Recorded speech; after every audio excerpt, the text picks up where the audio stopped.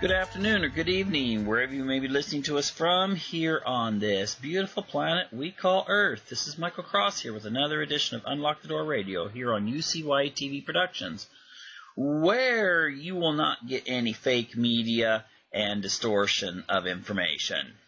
Can't say that for the mainstream media, can you? Anyway, before I begin the show, I would encourage people, if you're listening to this on YouTube, to go ahead and follow that link up in the corner and check out my website. Also, since some of the social media out there just seems not to reach as many people as it used to, and I'm not making any accusations on any one particular social media platform that's very popular out there. I would encourage people to also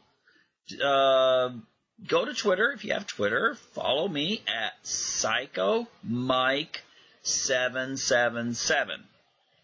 And that way, we need a network. We need to be able to reach people and to be able to, get information out. Because information is what's necessary for us to have an informed population, and also to be able to question and stand up to when we're just getting hit with a lot of propaganda. So anyway, I promised when I did a show a few weeks ago that was dealing with the 6 stages of the robotic revolution. Stage 1, essentially, simple robots, assembly lines. Stage 6, may replace us, may actually see the end of organic humans. But if you want to, just check my YouTube station out and you can see that. It's one of the more recent shows that I did. But I also promised that I would deal with this idea of where that would take our economy. And that's a very crucial question. It's not one that's just something that you'll see on, conspiracy websites or Fringe or whatever. This is an issue that's being discussed by corporations, scientists, economists, because we're walking into uncharted territory. What will happen economically when robots can do every single job that we can, and the robots become cheap and affordable for all? I was in a McDonald's in Beijing, China just recently, and it was kind of interesting that that you had to actually order. At least that's what we were kind of told. You had to order from a console, and then you would go pick your food up from the person taking the money. And a lot of these restaurants, I think, are going to go that way. You see this at the big restaurants now. More and more consoles going in. And, where you do the job of, okay, I want this, this, and this. You hit enter, you go up, and, you get your food. You're going to see more and more replacement of jobs. You go into stores now, you can order, you can just check yourself out. Day and night tellers. That put an end to a lot of jobs at banks. I remember back in high school and early in college, we're talking late 70s and the early 80s. It used to be a job that a lot, especially women, would get in order to bring in extra income so they could go to school and wouldn't have to take any student loans.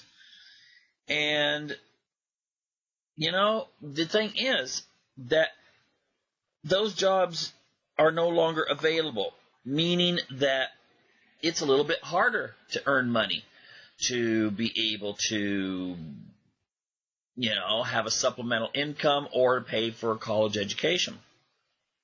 And this trend's just going to continue. I was reading an article recently that said that soon robots will be diagnosing you. Think about that. One of our most prestigious jobs in our society has been doctors, and that could be replaced. In fact, doctors could be replaced quicker than nurses, because at least nurses provide a certain human, care and a feeling like you have someone there at your side when you're sick or have an injury. Now, let's just fast forward this. Let's say that in, let's just guess 50 years. Let's say in 50 years, we no longer need human labor. Okay? Some people would envision in a utopia that it would be fantastic. People could concentrate on their families. They could concentrate on learning and growing. You get this image of people just walking around in like Plato style. Plato, P-L, A-T-O. I had to think about that for a second. Plato style philosophizing and so forth. And, it's not necessarily guaranteed that would be the future. Now, there have been quite a few economists that have talked about the idea of what you call a living guaranteed wage. Now, bear with me. This could come with some pretty severe attachments. In my book, the most recent book I wrote, The Destiny of Our Past, you have a society. It's supposed to be set 12,000 years ago during the era of Noah. You have a society in which most of your really tedious jobs are done not by robots, but by synthetic humans. People that have just been put together through random DNA, and then they have no human rights because they have no parents. So they didn't inherit any true humanity, even though they are conscious and they have brains and, just like any other person. And what you have is the elite families. There's supposed to be like 13 major families, and then a family that's attached to them, making a total of 26. And these families have decided that they want to eliminate the commoners, as they call them. This is a eugenically advanced group that doesn't manipulate their genes except for longevity. And the thing is, this could actually be the future in a sense. And here's what I mean by this. If you give everyone a standard wage, no one's working, you put a tax on items purchased, and then this recirculates the money, and then you can pay people, and you're kind of paying them to be able to keep the economy going. It would be a reversal, in a sense, of the industrial age. It would just be a giant, in a sense, welfare society. Now, think about this. Just like in my book, Destiny of Our Past, think about this. Does the elite or the powers that be want people reproducing, and yet you don't need them as workers anymore? What do you do? This is a problem, because many of these people would still be of the mindset that, we got to reduce population. We don't need as many people anymore, and they're using resources and so forth, even though obviously we could recycle resources. The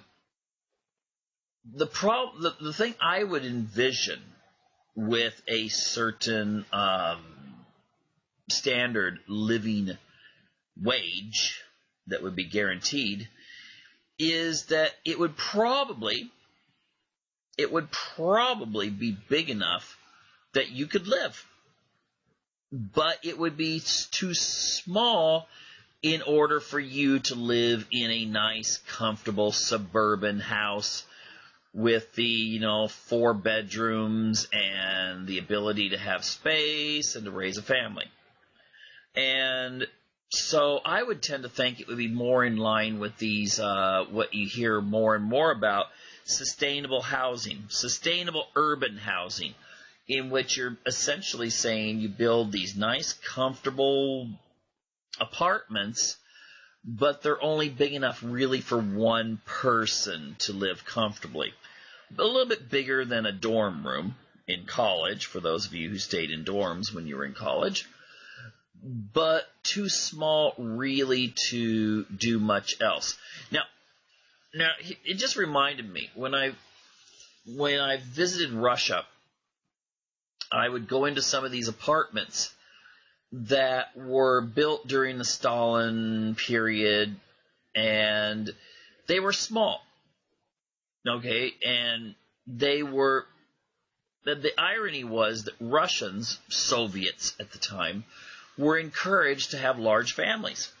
The government, wanted more workers and more military and so forth. They saw humans as a valuable resource. The problem was that the housing they built was pretty much the most effective contraception they had. Because if you could imagine the living, I don't even know how many, square feet or square meters these places were, but you had a tiny living room, maybe 2 tiny bedrooms, a bathroom, which is usually really small, and a kitchen. Often the kitchen and the living room were sort of the same. And you could fit maybe 1,000 people into an apartment complex. But you couldn't really comfortably raise, a family. Sure, you could. You could raise maybe 2 kids and not feel like you were just, stacked in a closet.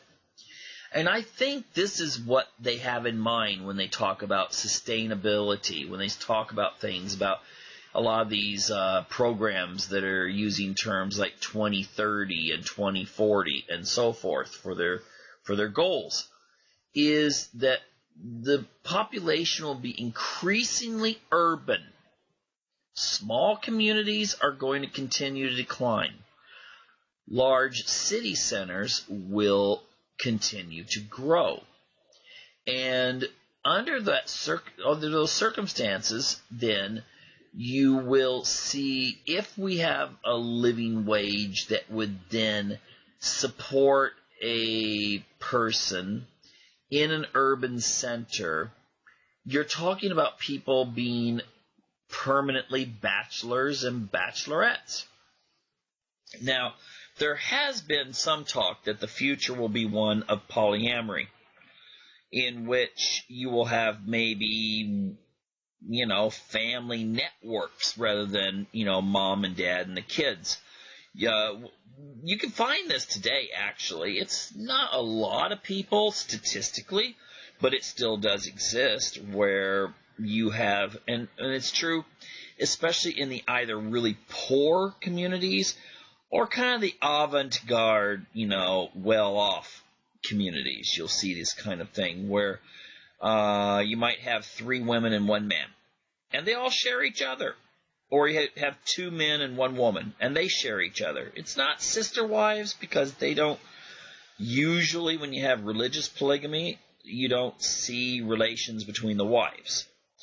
But in polyamory, you do. And some of the predictions are that in the future, you'll see more polyamory, because males are more likely to just get comfortable and not really go out and try to form families. Women are more likely to form families and a desire to form a family.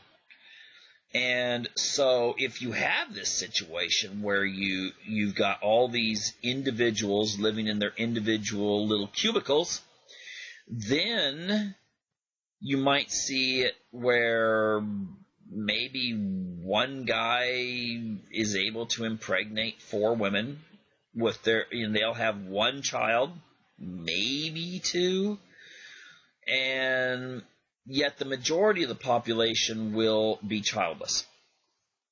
The vast majority of men, and maybe even a majority of women, will remain childless. And this will cause a culling of the populations, especially in the urban areas. So in a sense, urban areas have always been very bad for fertility, usually. Modern day situations aside, in the past, you usually saw people when they move into cities, they tend to have small families, if any families at all. And at least in the middle class sections of our urban areas, children are kind of rare. And so if you have a situation where suddenly you don't have work and you get this guaranteed check in the mail, and you have a small home, and at the same time you can imagine what the technology will be like in 20 years. I mean, it's going to be more realistic virtual reality. It's going to be more hologram, entertainment and so forth. A lot of guys could just feel very comfortable sitting there and playing video games all day, long, and really not getting out. And a lot of the people out there making predictions for the future are talking about the idea of robots. And I still think that robots are going to be, and what I mean by that is robot companions. And I think that more men will have robot companions than women. Men may be satisfied with the idea of someone by that time, someone who is attractive and can have a conversation, never ages. You can mix and match characteristics, as easily as reupholstering a couch. You could just get a new face on your robot and so forth. I think more men would go for that than women. And so, yes, you will see a huge, huge decline in population once you have this robot era going into effect. And all of the services and all of the manufacturing done by non-humans. Now, what might be the effect then after all of this? Okay, what could be the future if we do get to a point where robots are commonplace? I think there will be a sense that we will lose to a large degree a certain sense of humanity.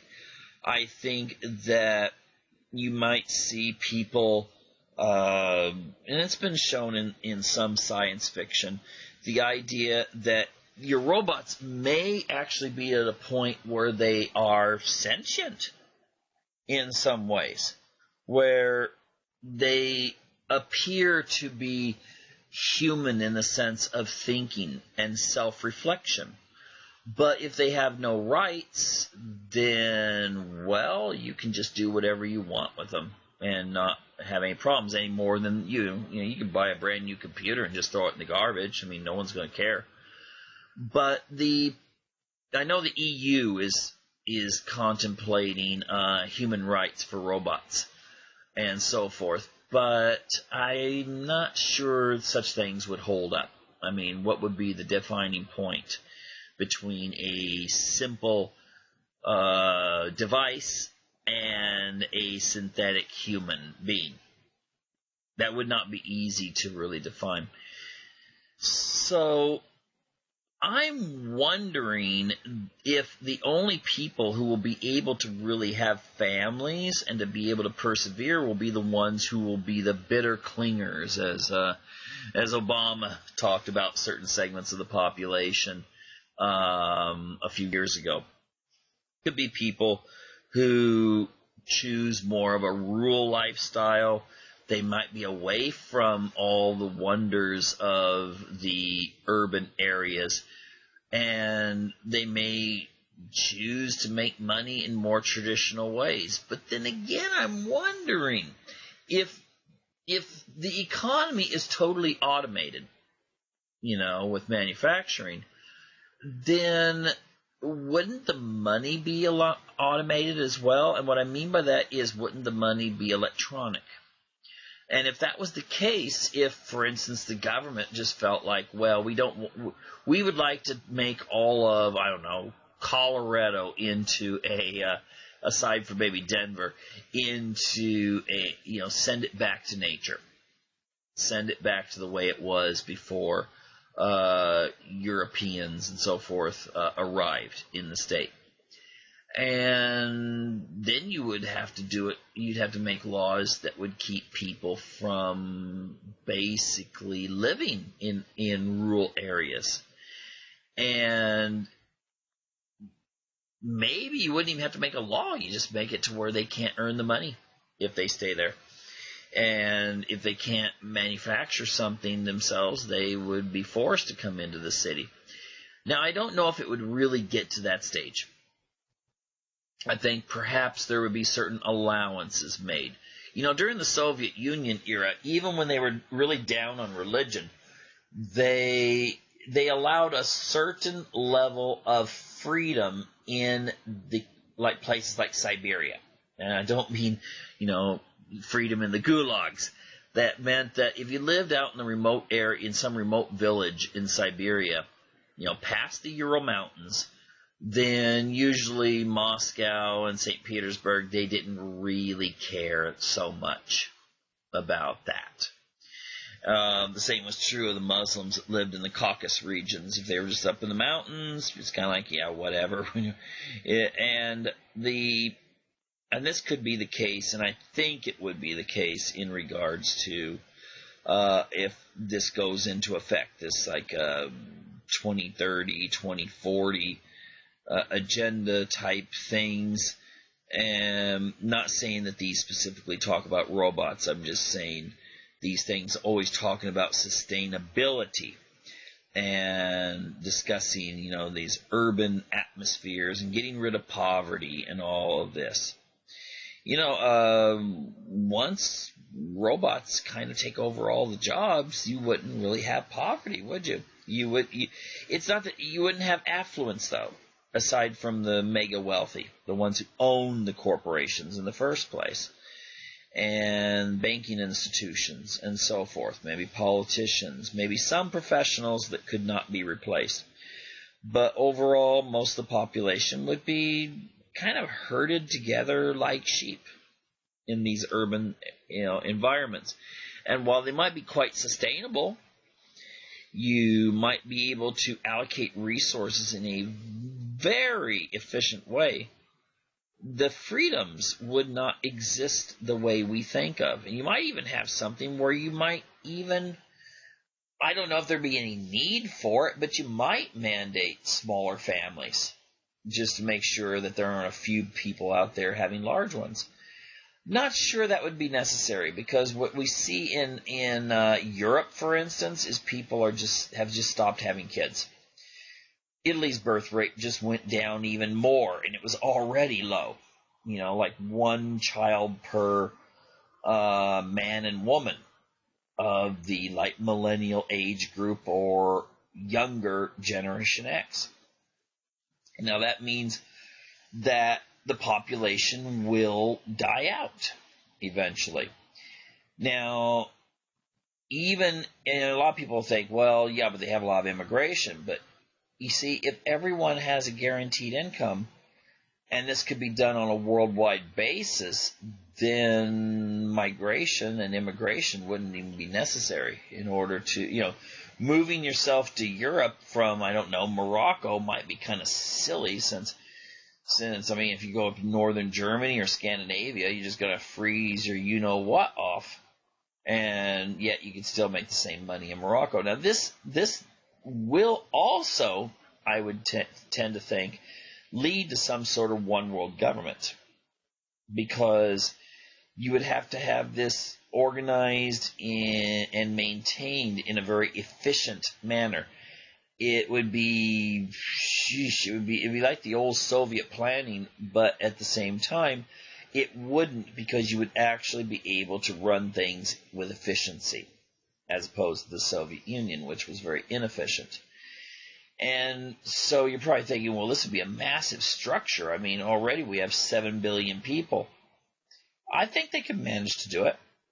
And, they could manage to put everything under a central control. Now, the other problem I would have, though, with this is, if you've ever watched the movie The Time Machine, and I mean the 1960 version, I actually think you should watch it. You really, really, really should watch it. There's a lot of these movies that were made during that era that were really well done, as opposed to nowadays where you might have some that are well done, but they're not really deep. So the older movies were much more deep. But the Time Machine, the Eloi, they kind of look like Swedish people sitting by a river when the Englishman goes into the future and finds this society that exists. They're fed upon by the Morlocks.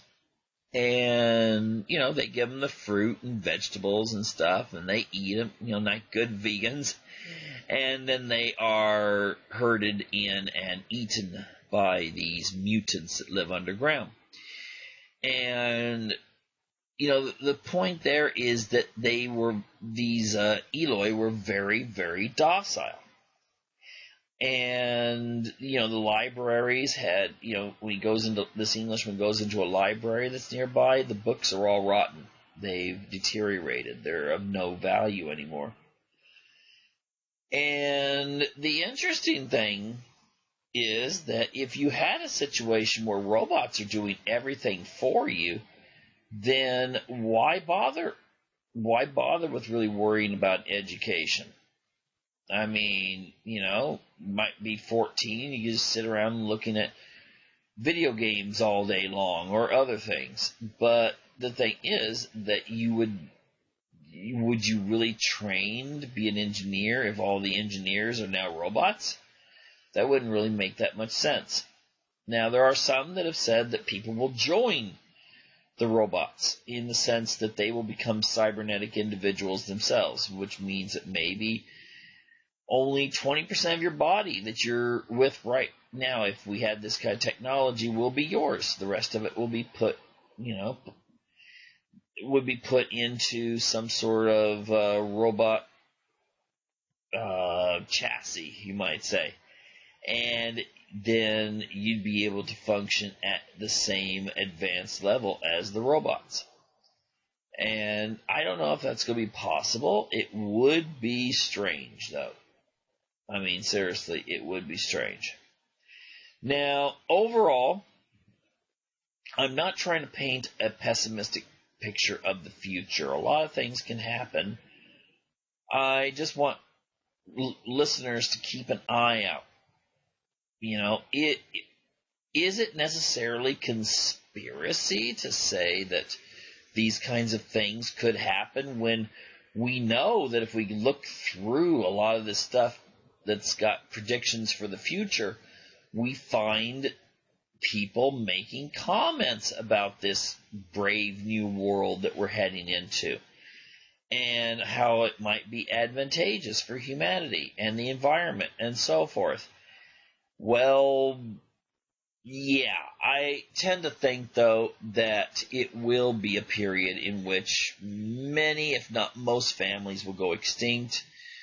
What we consider traditional morals and family structure will have a really hard time maintaining themselves in this almost playtime environment. And, you got to keep an eye on currency. Is the reason why money is being phased out, and you can just Google that, money being phased out.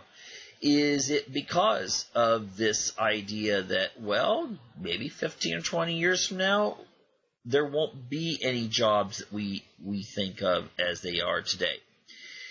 Keep an eye on this. And otherwise you're just kind of, you kind of float along, and then when things happen, you're like, hey, what's going on here?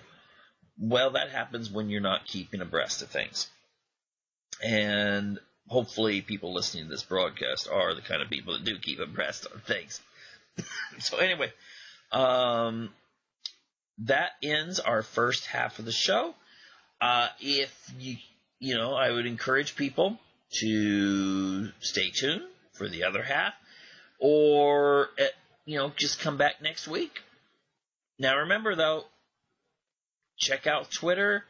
Also, if you can share these videos, if you like the video, hit share, because obviously it will help spread the word and get past a lot of the ladders and ceilings that you have to go past in a lot of social media platforms in order to then wind up seen by more and more people.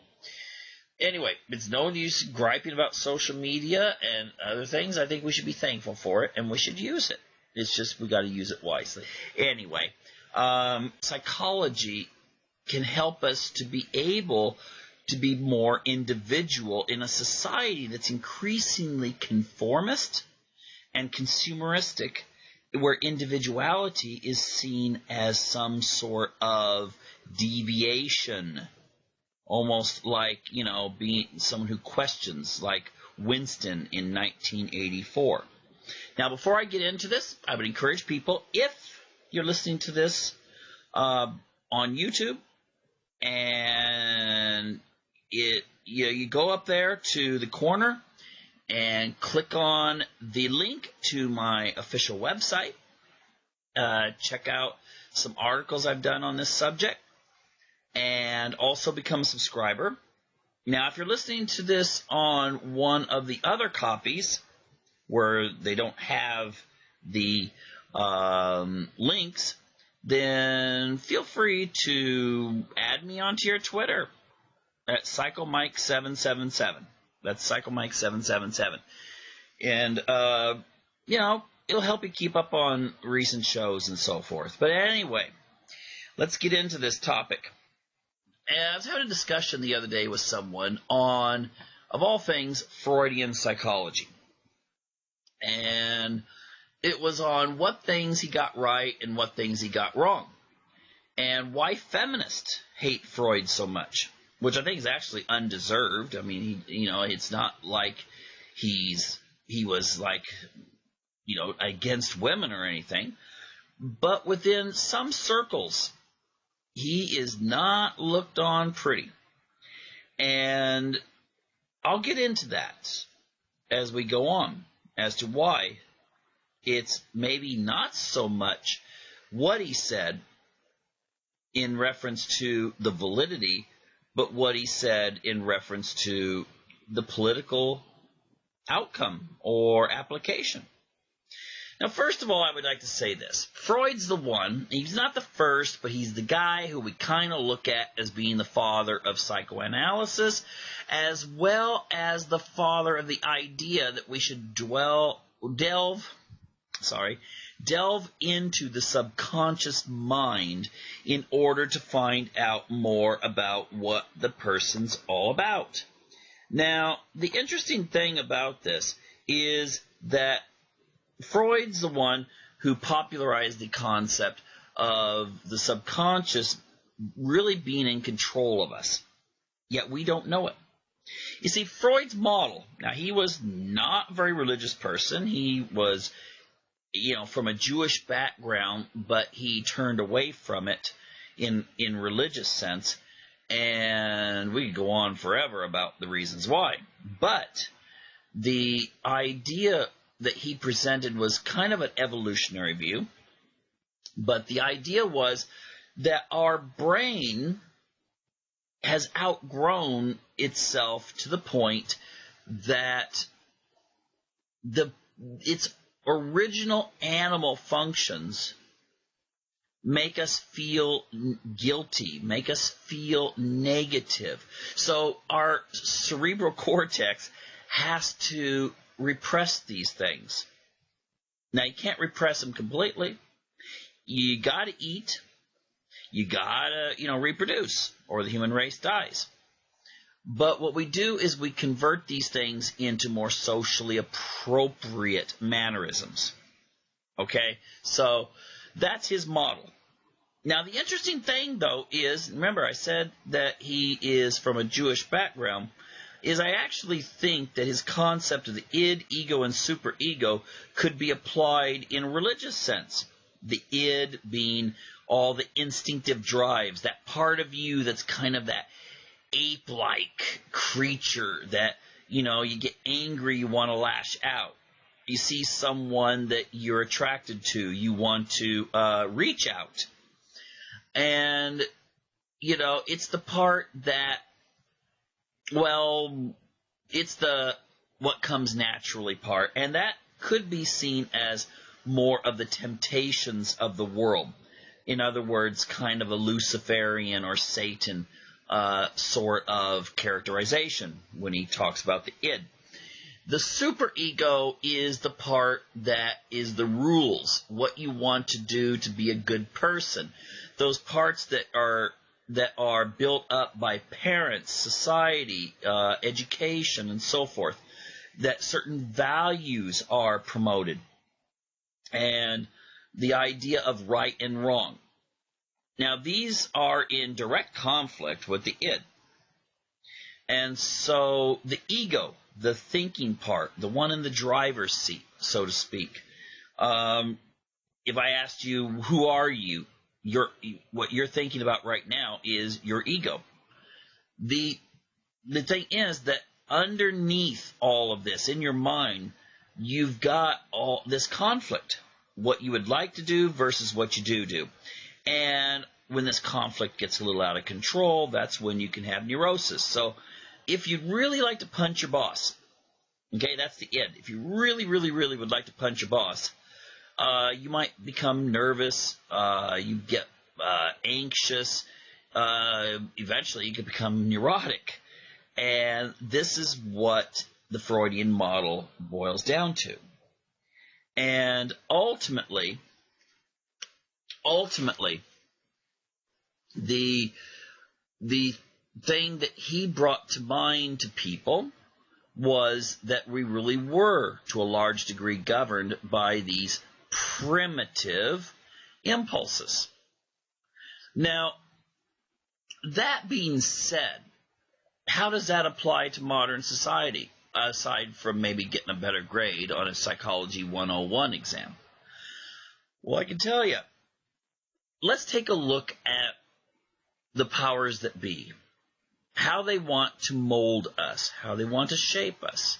Now, when I was going through my master's program, one of the things I had to do, as a project I chose, had something to do with setting up a community-based health provider, and how one would go about that. And so we did a lot of research, heard some presentations on such things as how to reach out to like migrant workers in regards to sexually transmitted disease transmission, how to reduce it so that when they go back to Mexico or Guatemala or wherever they're from, they weren't taking diseases back to their wife. Now, these camps often, whether it be anywhere in the United States where the migrant workers might kind of go to work on these farms, there are prostitutes that go there. These are not your high-end, what you think of when you see some presentation in Hollywood or something like that. And they're not even the ones that would normally be on the street. Okay, so we're not talking about getting some major Hollywood actress to play the part of these kinds of prostitutes, but they may turn, I don't know, what's the term, turn tricks. They might service a dozen guys. So you can see how the possibility of transmission of disease goes through. Now, the Catholic religion, of which most of these men are from, says that contraception is wrong.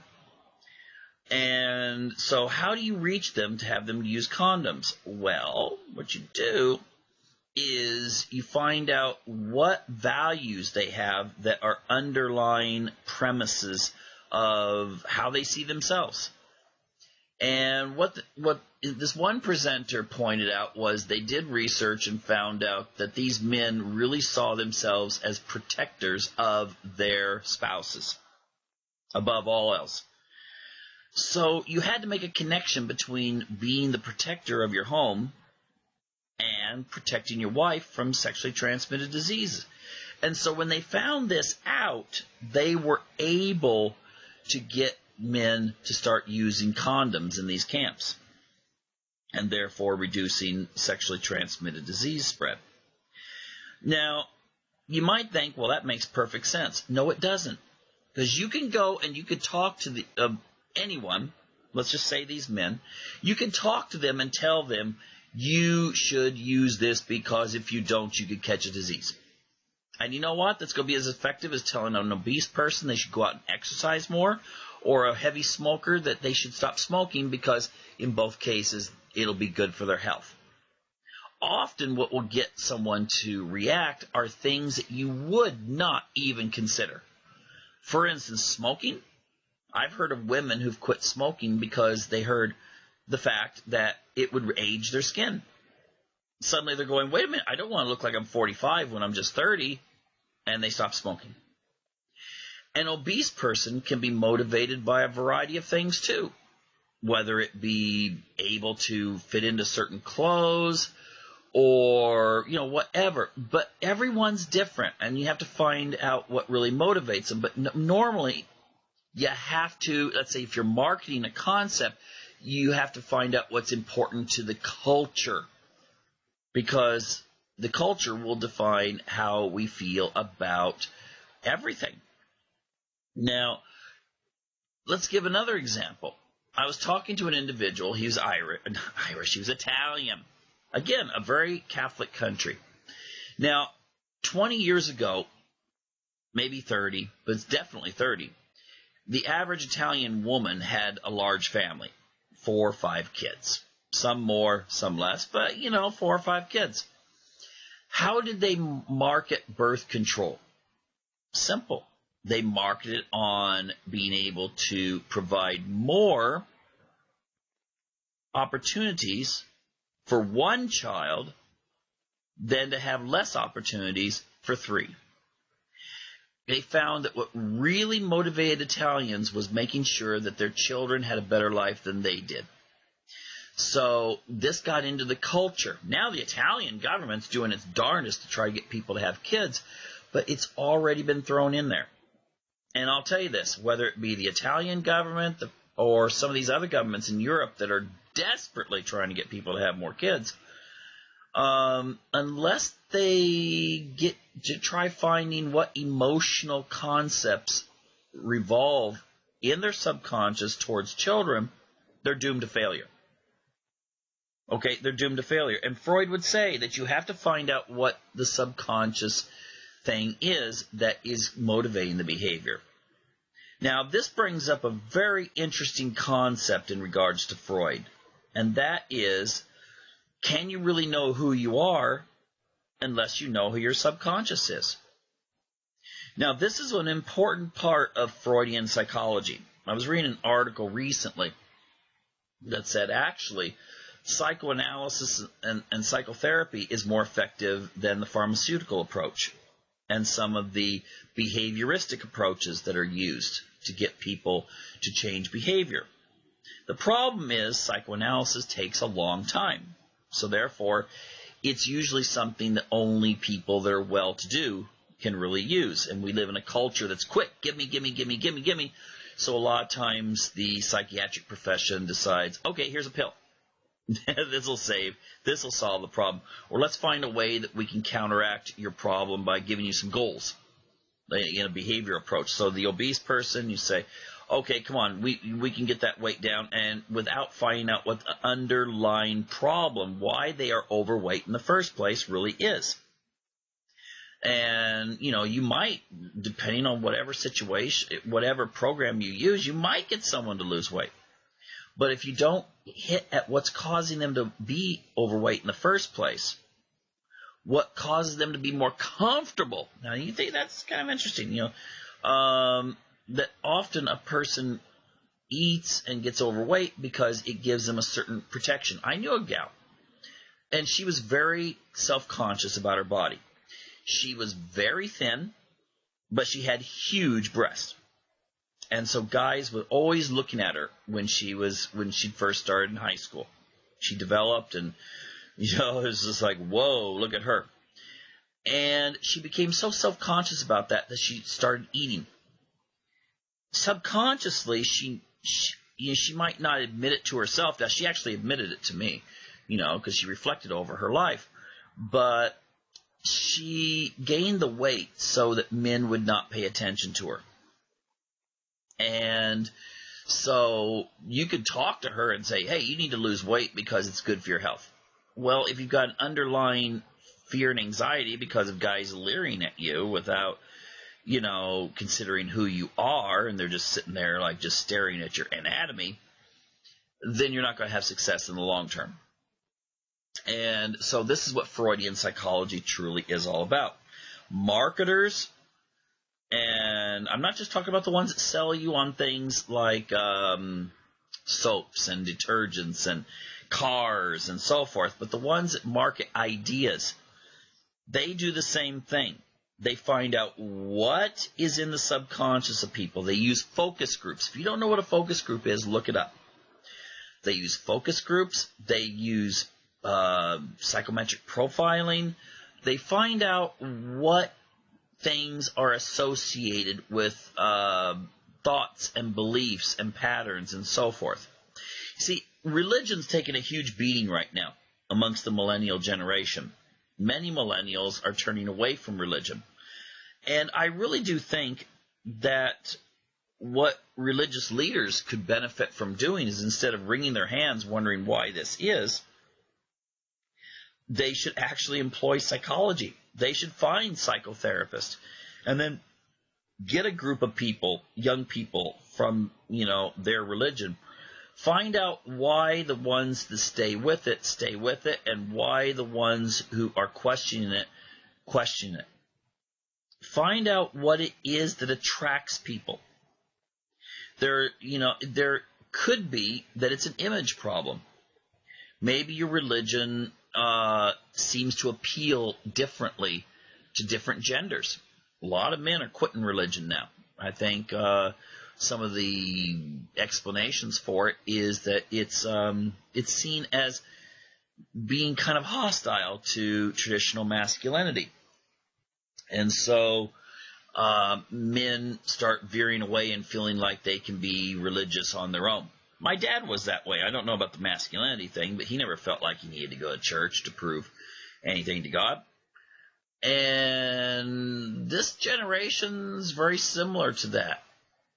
And I would tend to think that there's been a lot of pressure put on by liberal media, by movies, by entertainment that is geared towards young people, and it's made religion look bogus. It's made it look outdated. It's made it look anything like something that you'd want to say you belong to.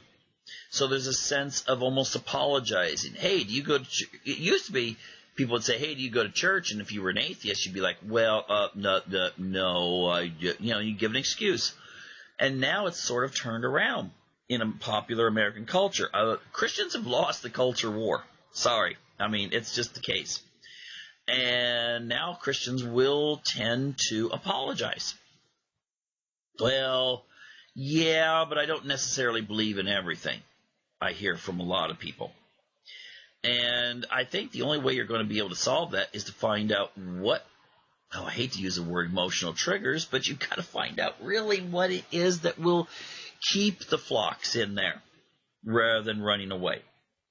And I'll tell you something right now. There are people that are very astute in Freudian psychology who work for institutions where their goal is to find out how to get people to behave differently than they normally would, how to get people to marry at later ages, how to get people to have fewer children, how to get people to adopt social policies. And I often see that within the Christian community, and I'm using Christians as an example here, but it could be just as pertinent to Jews and to Muslims. But I find that many people in the Christian community are extremely hostile to the concept of psychology. If you bring up psychology, they're like, oh, that's the Antichrist philosophy, or you're trying to apply the natural man concept to what should be the godly man. And they totally ignore the science. Now, that's dangerous. That's very dangerous, because that leaves them more vulnerable. That leaves them open to suggestion. That leaves them open to temptation. Because the people who are out there trying to coerce you without your knowing it, the people that are out there that are trying to change society, they look for the things that they can use to get past your defenses. So if you're living in denial and saying that you don't even have a vulnerability to this, that you can ignore it, that you can just dismiss it and say, okay, well, you know what? I don't need psychology. I know what's right. Then you are such a target. You need to actually understand Freud's concepts on growing up, on developmental stages, and ultimately defense mechanisms. You need to understand the concept of how instincts and drives, they're in all of us, but how they can be channeled. Freud called it sublimation. And if you don't understand those things, then other people who do understand it, they have an advantage. They've got you blindfolded, and they're leading you along the way. And if they don't lead you astray, they'll lead your children away. So you need to understand these things. Now, for those of you that are not necessarily motivated by a Christian ideal or some other religion, this applies also to politics. This applies if you think that, you wonder often. I hear people say this, like, my gosh, I present all these facts to people and they just keep, believing this way. It's because you're probably trying to present an issue to them and trying to persuade their cerebral cortex or their thinking portion, when in reality what governs them is their hypothalamus and other parts of the brain that are at least, labeled as being those emotional parts. And I'll tell you this right now, the emotion's going to win over the cognitive anytime. The guy that could, think of it as a guy trying to seduce a woman. Is it going to be the guy who could quote the periodic table of elements, or the guy that brings over some flowers and tells the gal just how wonderful she is? You see, that's the way politics works too. And it can really frustrate people that are highly cognitive, be they Democrat or Republican. When they're like, why are the people doing this? Well, it's because they're thinking emotionally. And I'll tell you this much. Everyone thinks emotionally. Okay? You may deny it. You may try to hide it. You may squish it down into your subconscious so deep that it looks like it's, down the bottom of the pit, like where Gandalf when he falls down, and into that cavern. But it's still going to come out. And so if you understand emotion, then you understand how you can reach people. I had a video a while back where I made the case for if you tell a story to people, it's more effective than giving them facts. If you think about Donald Trump when he gave that speech for Congress the other day, what's one of the things people remember? I'll tell you, the thing that most people will probably remember is when he had the widow of the downed serviceman get up, and he gave her praise. Now that's something people relate to, because they relate to fatherhood. They relate to the loss of a father. They relate to a woman who's left alone, who has children, who will never see their dad again. And that really touches people, regardless of their political persuasion. Now, there's some that went totally wacko and were really complaining about that. But ultimately, most people felt that this was a good thing to do, and that's the thing they remember. They don't remember the rest of it. And that's the way the human mind works. Freud would sit there and go, absolutely, that's how it works. So, if you really want to reach people, you want to change the world, you want to change people's attitudes, which is what politics is all about in a democracy, isn't it? We're not in there just like, well, just do your own thing. Because if everyone does their own thing, then nothing's going to change politically. And the ones that do get in there and try to, persuade people one way or another, they're going to be the ones that have all the sway. So, again, you got to understand how the subconscious works. Now, the thing I said about feminism earlier on in the show, Freud did, this is taking it maybe slightly, but not that much out of context, because he was talking about something very specifically, but often people will quote the idea that anatomy is destiny. Freud felt that gender roles and so forth did have a basis in human evolution. And so whether, some concepts, whether he was talking metaphorically or whether he was being literal, it doesn't matter, because there are people who believe that his views are contrary to feminism. I would tend to say that they're not, because he doesn't say one is superior to the other. Well, he did say some things about penis envy, which I think is a little bit maybe absurd, but metaphorically not. If what he meant was the power that men exercised during his day over women. The problem is that his language is still that language of the Victorian era, whereas our culture has gotten way more away from that. And so when you read it, it's like, oh my gosh. It's like when people read, maybe they look back at a religious history and it's like, oh my gosh, how could they have done that without taking the context of the times? But nevertheless, the ideas they presented are actually quite conservative. Yeah, religious conservatives say, oh my gosh, no, he was a horrible person. He talked about sex a lot. Actually, he talked that it had to be repressed, or else the society crumbles. Some feminists will say, oh, he tried to legitimize the patriarchy. Actually, no, he didn't. Not in the sense that they're talking about.